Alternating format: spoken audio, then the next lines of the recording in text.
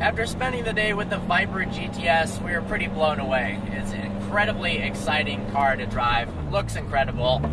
It is a hell of a fast car. Very. But there are some things that we hate about it. Go ahead and tell them. First of all is the reliability.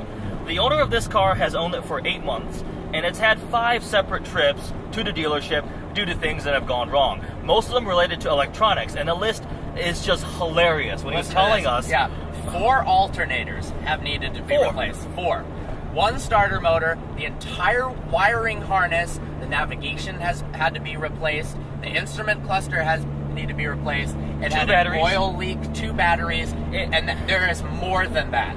It was so bad to the point where the owner was considering getting rid of the car. But he told us he loves the car so much and it's so much fun to drive. Despite the issues, he has elected to keep the car. So that says something for it. It definitely says something about how great this car is, but that reliability about that record. Hassle. Oof. Second off is the refinement.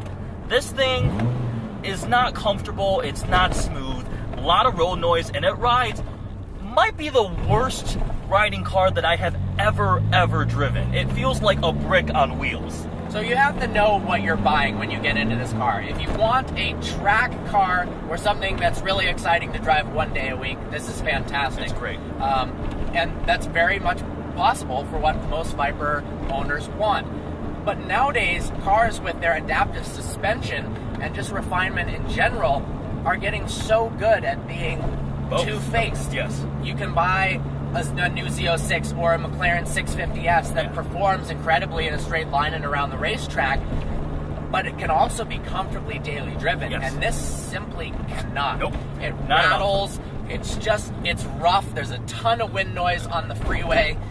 And if you don't have another sports car enthusiast in the passenger seat, the passenger is going to hate you so much. Do I mind that much? Not really, but I wouldn't be able to daily drive this thing. Not at all. I can absolutely suffer through it for weekend drives, and it's been an absolute blast today. But on some, like right now we got stuck in a not so nice patch of road in Michigan, and this is not enjoyable. Third off is the engine. It's a great power plant. 8.4 liter V10, it's massive, but it's old. It has been around for many years. It was actually developed with the help of Lamborghini's expertise, and that's when Chrysler owned Lamborghini. And I bet most of you didn't know that Chrysler owned Lamborghini. That just shows how long ago this happened. Yes, there's been modifications. The car has gone from 400 to 640 horsepower, but it's an ancient power plant. And it's just not very efficient, and that's a lot of weight in the front of the vehicle. It can only rev to 6,400 RPMs because of the inertia caused by such a large motor. And part of that causes it to suffer from sound in the sound department. It's such a large engine that it really can't scream like the V10s you're used to. I think an E60 M5 sounds better. Of course, an LFA sounds better. Lamborghini Gallardo, Audi You're biased R8. with that one. You're a little biased. Okay, but I don't think this is a very nice sounding motor, to be honest. Yeah. Fourth is the interior. They have made a great deal of improvements. That's not saying much because the last generation one was so bad it's not even funny. But there is leather everywhere. They claim it's from these fancy Swedish and Italian cows that get massaged every day. So it's good leather. And the seats are from the same supplier that supplies seats for Ferrari. But the design sucks so much. It's terrible. The design language is just horrendous. I hate the vents in the front. And this is the GTS. I mean, this is the highest end trim in terms of luxury in the interior.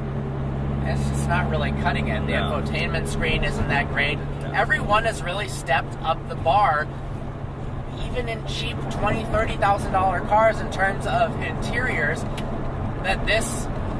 I know it's not supposed to be a luxurious car. I realize it's supposed to be a track car.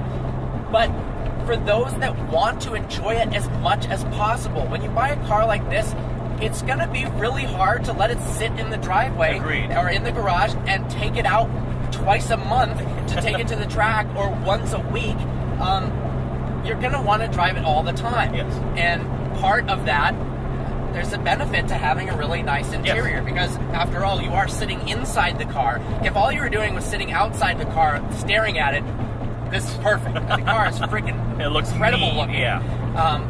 But you spend a lot of time in here, and it's just it's tacky. It's not nice looking. Not up.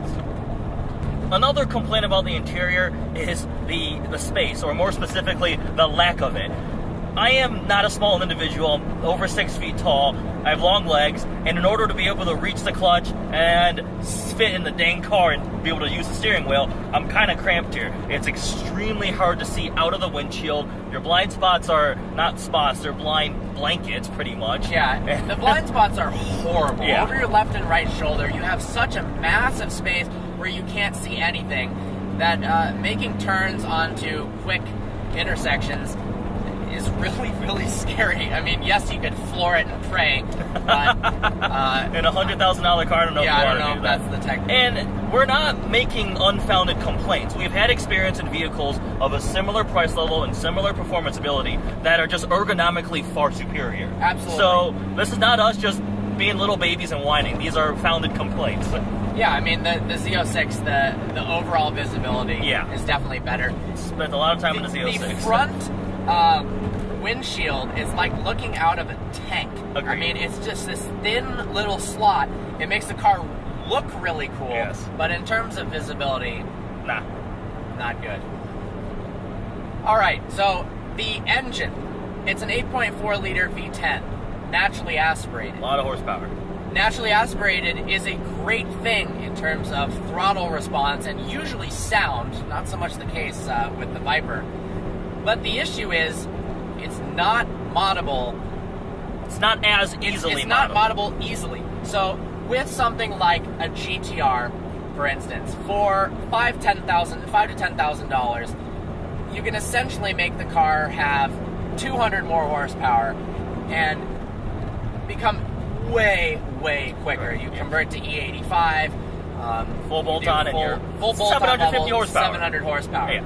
With the Z06, you can do some supercharger upgrades, different pulleys, exhaust, headers, and spend less than $10,000 and add over 100 horsepower. To a naturally aspirated car, doing a tune doesn't do much, a little bit of throttle response, doing an exhaust, it's all very limited before you go to something like a twin turbo setup. Now, people do twin turbo Vipers, it's just way, way more expensive. Indeed. A lot of people get these cars, and at first, a car with 500-600 horsepower feels really, really fast. But after a year and a half of ownership, you do start to get used to it, and people get the urge to want to make their car faster. And unfortunately, with certain cars, there's not an easy way to do that. Yeah. Like my Lamborghini, unfortunately, there's nothing I can do short of, you can say, yeah, twin turbo the car, twin turbo Underground the car. racing! Yeah, okay. For $40,000, you can twin turbo it, just destroy reliability. Yeah. The clutches are going to go out. Yeah, it's 40% of the value of the car. The return on investment in terms of tuning and increasing performance on a naturally aspirated car are just much less than a already forced induction vehicle. Do you need it on this car? Absolutely No, not. it's fast. It's stupid fast. It's very but if fast. you wanted to do it, you're really limited. So there you go. There's 5 things that we hate about the Viper GTS. They're out. So we went over railroad tracks, and it absolutely sucks. But I mean, in general, we love this car. It's a really badass vehicle. It's a more exciting alternative to the Z06 that you can't drive on a daily basis. But if you don't need to drive it on a daily basis, then this thing is pretty awesome. Special thanks to Wasim, who runs the Motor City Rally in Detroit. It's happening on August 3rd through 6th. We're going to be going on it. It's a rally all the way down to Atlanta. We're going to hit up the Tail of the Dragon. Going to be an absolute blast. This car is going to be there. Lamborghinis, Ferraris.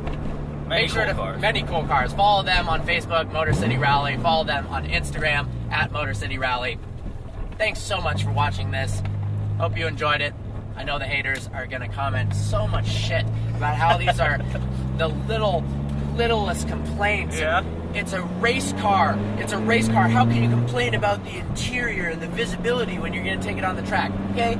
We're driving it on the road right now. Go drive one. This car drives it on the road almost all the time. You're not on a racetrack all the time.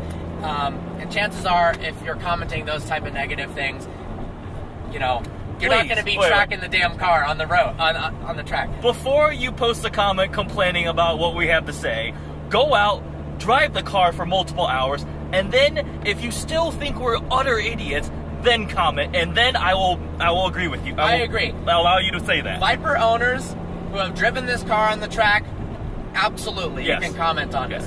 Matt Farah, Chris Harris, Jeremy Clarkson. If Jeremy Clarkson comments on this, fuck yeah. But you guys can comment.